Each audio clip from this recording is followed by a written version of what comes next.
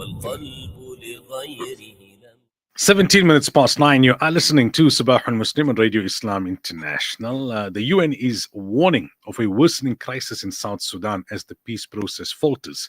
The UN Assistant Secretary General for Africa said security and humanitarian conditions in South Sudan were deteriorating. Joining us now, we have East Africa political analyst Joseph Ochiano.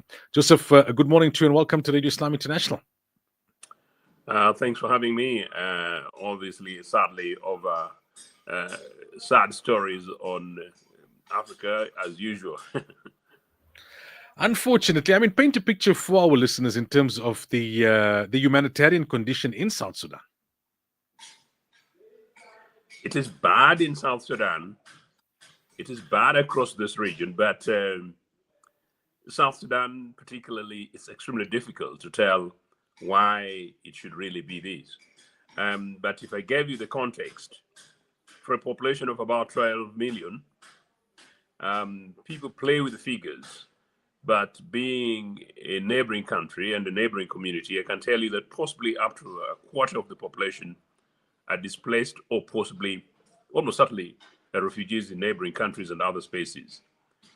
But beyond that, the remaining population, I could say that safely, possibly half the population are literally struggling. And the other half, I can tell you that possibly less than 10% of South Sudanese generally would be waking up in the morning and guaranteeing not only safe livelihood in terms of what to eat and how to live and whether or not to go to work, and if they don't work, to stay in their homes and families and fend for the next day, but whether or not they're able to do so safely without necessarily worrying about the state of security around themselves. So it's grossly bad, but beyond that, of course, there are parts of South Sudan which are generally okay. But really what is much more critical is the fact that predominantly there is insufficient food, there is conflict. In conflicted areas, the targeted communities are predominantly women and children. And on women and children, there is almost like a culture of particularly women, abuse of women and disrespect for them, gender-based violence, huge. But this against a background of a nation state in which an average citizen cannot go to the local police and report a grievance or a challenge around the state of their being without necessarily applying money or perhaps without facing a counter accusation by a counter force that will either have the money, have the connection, or perhaps the strength of cultural community support. So it's generally very, very sad. But that said, it's a hugely large country. It's a hugely rich in terms of material resources, huge amount of land, huge amount of mineral resources, but a total absence, in my opinion, absence of governance and government. But slightly another one, possibly away from governments, but it's really the responsibility of government and leadership. A cross-section of the community there, and I have an idea, and I'm saying it authoritatively, people will possibly wake up even in areas where there's no war, and this is slightly away from the conflict, and that's the reason why I'm emphasizing governance.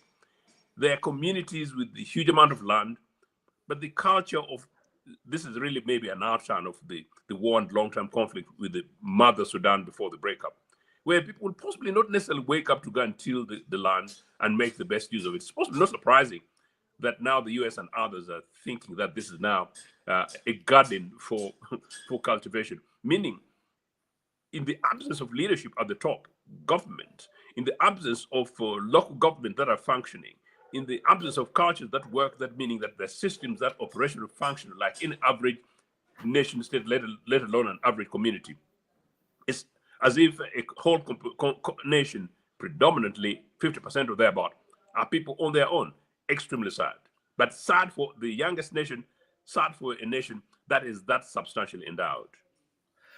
So where is a realistic solution to be found? I mean, we understand about the factions within Sudan. We understand about the global players and their own interests and how, as a result, the peace process seems to be faltering. The UN has capacity, doesn't have capacity. Wherein can we find a reasonable prospect of a solution? You're putting me majorly on the spot because these are things that I talk about on the continent. These are things that I can refer to parts of my own native Uganda, but it's not as messy. But these are things I can talk about DR Congo and many of the other conflict situation countries. The answer is governance, but the answer is leadership. And yet the answer in Sudan, South Sudan particularly, as I said, how you get the two big players, Salva Kiir and Riek Machar, those are the biggest players, to come to a settlement is neither here nor there. At the moment, South Sudanese government is literally a baby child, deputy head prefect for the Republic of Uganda. So from a governance perspective, I don't see anything happening anytime soon. When you meet South Sudanese refugees around the sub-region, and sometimes even outside this continent, but particularly within the sub-region, you find the people who sort of like given up. Yet side by side, as you rightly say, peace talks upon peace talks have taken place. At the moment, unless you instruct Mr. Museveni, and unless you determine that Salva Kiir respects the peace process, and unless you possibly get a revolution, what I was trying to avoid, in South Sudan where you bang table and the citizens say, no, enough is enough. I don't see anything changing anytime soon. And that bang of the table possibly would come from people outside the continent. And for me, as an African like Thabo Mbeki, I feel very sad. And yet at the same time, I don't see it happening anytime soon. And here I'm talking about a population that prior to the breakup with from the mother Sudan, and I mean, it was quite engaged, including some of my friends who were part of the liberation struggles. The focus then was that the terrible Arab North, all the problems with those Muslims and we Christian animist people, and when we take over, we shall make the best use of us. I think from the time and whoever and whatever terrible gods took John Garang, left a void which is so big that, as I said, this is really what Let Milton Obote said, if you want to kill a snake, you cut off his head. It is basically a headless chicken operation in South Sudan, a state on its own. And yet within there are many South Sudanese, and I'm sure some of them are in South Africa, some of them will be listening, extremely educated, extremely focused, extremely endowed, but without a system that brings it together from a perspective of recreating a new society, a new community.